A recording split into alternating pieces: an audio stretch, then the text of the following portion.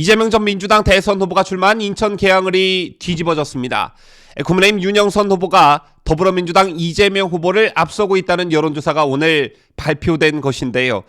계양을이 민주당 텃밭으로 분류되는 지역이라는 점, 윤영선 후보의 인지도가 낮다는 점을 감안하면 이례적인 일로 받아들여지고 있습니다. 왜 이런 현상이 일어나고 있는지 그 원인을 분석해 봅니다.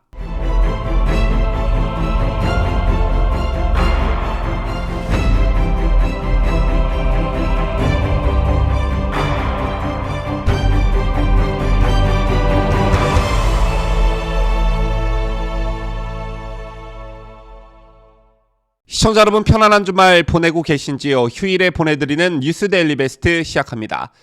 얼마 전 6일 지방선거와 함께 치러지는 국회의원 보궐선거와 관련해 화제가 된 여론조사가 하나 있었습니다. 자, 바로 직전 대선 후보인 이재명이 출마한 인천 계양을에 대한 여론조사였는데요. 차기 인천 계양구 을 국회의원으로 투표할 인물에 대해 이재명 더불어민주당 후보 50.8%, 윤영선 국민의힘 후보 40.9%로 이재명 후보가 오차범위 밖에서 앞선다는 그런 여론조사였습니다. 자, 이 같은 여론조사가 화제가 되었던 것은 생각보다 두 후보의 지지율 격차가 크지 않고 한 자릿수 격차를 보였다는 것인데요. 자, 이에 국민의힘에서는 한껏 고무된 분위기가 감지됐고 윤영선 후보로 이재명을 이길 수 있다는 희망적인 목소리들도 나왔습니다. 그도 그럴 것이 인지도 면에서 윤영선 후보에 비해 이재명이 훨씬 높고 그간 이 지역은 민주당의 텃밭으로 불려왔습니다. 조금 더 자세히 들여다볼까요? 이곳에선 2004년 17대 총선에서 계양갑을로 선거구가 분리된 이후 내리 민주당 후보만 당선됐습니다.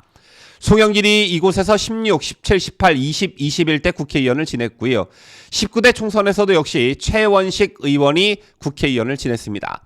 인접지역인 계양갑도 신하경 의원이 17, 18, 19대 총선에서 당선이 됐고요. 20, 21대 총선 역시 민주당 유동수 의원이 당선된 지역입니다. 자, 현재 국민의힘 후보인 윤영선 후보가 계양을에 출마하기 시작한 총선 결과를 또 보면요. 20대 총선에선 민주당 송영길이 43.3%, 새누리당 윤영선 후보가 31.3%를 득표했고요. 21대 총선에선 송영길 58.7%, 미래통합당 윤영선 38.7%를 득표했습니다.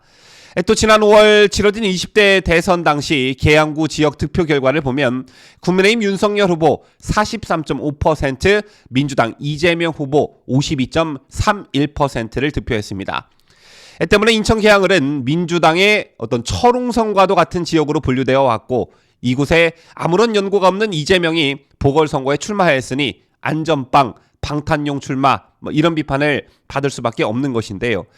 자, 그런데 인천 계양을 민심이 심상치 않게 돌아가고 있습니다. 오늘 매우 의미 있는 여론조사가 공표됐는데요.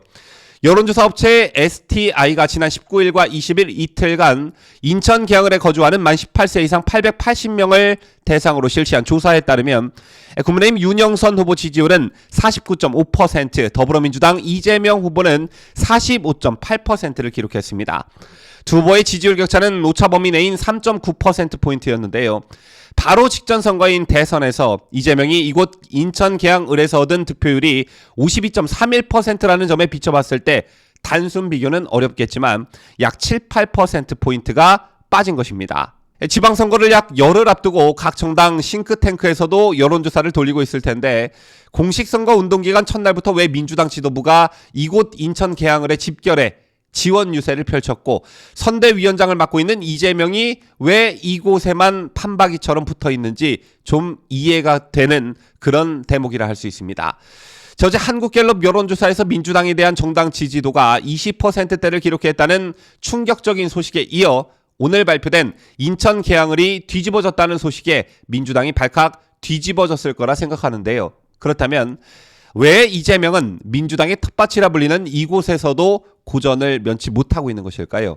자, 몇 가지 좀 이유를 들어보겠습니다. 자, 우선 첫째, 얼마 전 진중권 전 동양대 교수 이렇게 말했죠. 이재명 본인이 다시 나오려면 이미지 개선을 하고 나왔어야 하는데 아무런 개선 없이 그냥 나왔다, 이 점을 지적했는데 여러분 아시다시피 지난 대선 당시 이재명 민주당 대선 후보가 유권자들에게 보여준 이미지는 그닥 좋지 못했습니다. 자, 이른바 형수 욕설파문, 배우 김부선 씨와의 스캔들, 살인 조카 변호, 음주운전, 또 검사 사칭 등의 전과, 조폭 연루설, 그리고 이재명과 관련된 사람들의 잇따른 극단적 선택 등등등 이 모든 이슈는 모두 부정적 이미지들이었습니다.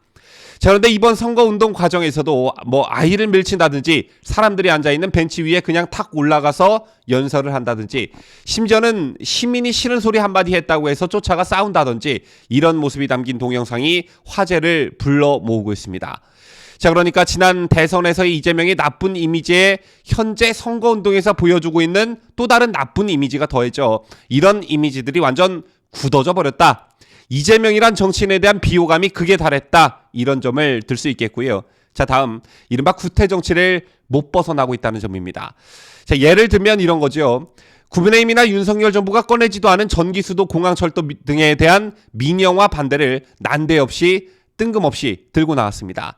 정말 뜬금없는 이른바 뜬금포였는데 마치 윤석열 정부나 국민의힘이 이것에 찬성하고 있는 것처럼 프레임을 씌우기 위한 저급한 선전선동이라는 비판이 잇따랐고요.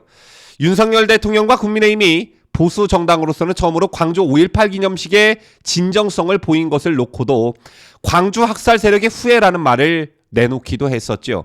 자, 이른바 5월 단체들도 일제히 환영의 뜻을 내놓은 마당에 저런 구태와 퇴행적인 메시지만 내놓고 있으니 지지층들은 좋아라 할지 모르겠지만 국민들은 고운 시선을 보낼 수 없게 되는 것이겠죠. 자, 다음 인천 계양을 유권자들의 민심이 심상치 않다는 점입니다. 자, 우선 이재명 전에 인천 계양을을 걸쳐간 송영길에 대한 서운함 내지 배신감인데요. 인천 계양구에 위치한 계산 전통시장에서 만난 김형원 씨는 한 언론과 인터뷰에서 여기가 정치인 본인들 큰 정치하려고 거쳐가는 중간 정거장은 아니지 않냐. 송 전 대표는 인천 시민들이 시장 시켜주고 국회의원도 5번이나 시켜줬다. 그런데 서울시장 하겠다고 하루아침에 휙 나가버리냐. 이렇게 서운한 기색을 숨기지 않았습니다. 자, 그리고 또한 송영길을 넘어 민주당에 대한 비판도 이어졌는데요. 계양 주민들도 다들 정신 좀 차려야 한다고 말한 박모 씨는 이번엔 민주당 안 뽑는다. 여기가 민주당 텃밭이니 주민들이 만만해 보이는 거다. 서울시장 하겠다고 간 송 전 대표한테 이 지역에선 뭘 잘했냐고 물어보고 싶다. 저기 테크노밸리인지 일자리 만든다는 데만 돈을 들였지 시장 주변 상권 다 죽은 건 하나도 신경 안 써줬다. 송 전 대표 그렇게 나가버리면 재보궐선거 치러야 하는데 그건 주민들 혈세 쓰는 거 아니냐 이렇게 불만을 드러냈습니다. 그런가 하면 이재명 후보의 계양을 출마와 관련해 위장 전입이다라는 말도 등장했는데 박모 씨는 정말 궁금해서 물어본다. 자녀들 입시 문제로 이사하면 위장 전입이라며 처벌하지 않나? 그런데 왜 정치인들은 처벌받지 않나? 계양에 이사 온 지 한 달도 안 돼 출마하는 걸 왜 언론은 문제 삼지 않냐고 따져 물었습니다. 그러면서 박모 씨는 이 후보가 이렇게 불쑥 들어오면 이 지역 사정을 잘 알고 오랫동안 출마 준비해온 사람한테 미안해서 어쩌나라고 말했는데요. 즉 국민의힘 박영선 후보에 대한 미안함을 드러낸 것입니다.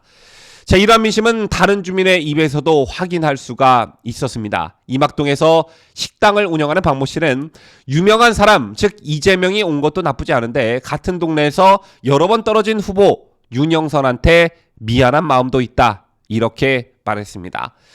지금까지 언론에 보도된 계양을 선거구 민심을 좀 살펴봤는데요. 원사이드하게 이재명 후보가 당선될 것 같았던 인천 계양을이 박빙 양상으로 흐르면서 국민적 관심이 된 계양을 유권자들의 선택, 부디 6월 1일 계양을 유권자들의 현명한 선택을 국민의 한 사람으로서 기대해봅니다. 지금까지 저는 자유대한민국을 소화하는 뉴스데일리 베스트 민앵커였습니다.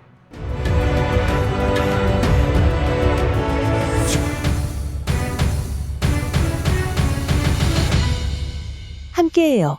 뉴스데일리 베스트.